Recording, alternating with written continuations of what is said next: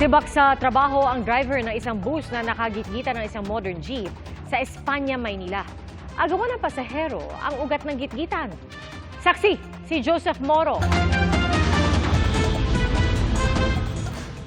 Kuha ito sa Espanya Boulevard sa Maynila kahapon. Ang konduktor ng modern jeep bumaba at kinausap ang driver ng bus pero maya-maya pa dinikita ng bus ang modern jeepney. Umabante sila pareho hanggang sa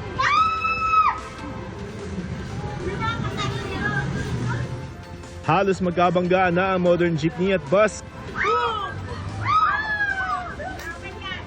Ang gitgitan ng dalawa nagsimula raw bago pang eksena ng nakunan ng video ayon sa driver ng modern jeep.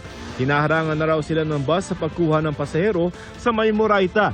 So, hindi po kami makabari dahil kumuha siya ng pasahero niya eh. Tinuluyan niya pantanggalin yung side mirror namin. Ako daw yung may kasalanan. Sabi ko, paano magiging may kasalanan? Ikaw itong nambangga sa amin. Yung sabihin, nauna kayong banggain? Nauna po kami binangga. Sa terminal ng modern jeepney, ginawa na ang nasirang side mirror at ang nabasag na tambol o fender nito. Pinatawan ng driver ng modern jeep ng 7 araw na preventive suspension ng walang bayad. Sinubukan naming kunin ang panig ng bus driver pero ayon sa bus company, sinibak na ito. Driver ng may problema. Nadamay pati yung bus na yan. Nakarating na sa LTFRB ang insidente at ayon kay LTFRB Chairman Atty. Chofil Guaris III, magpapalabas ang ahensya ng show cause order sa dalawang kumpanya. Maaari raw masuspindi ng 1 buwan ang parehong unit. Base na rin doon sa nakita ko, nakikita mo yung elemento ng road rage, yung init ang ulo ng dalawang driver po.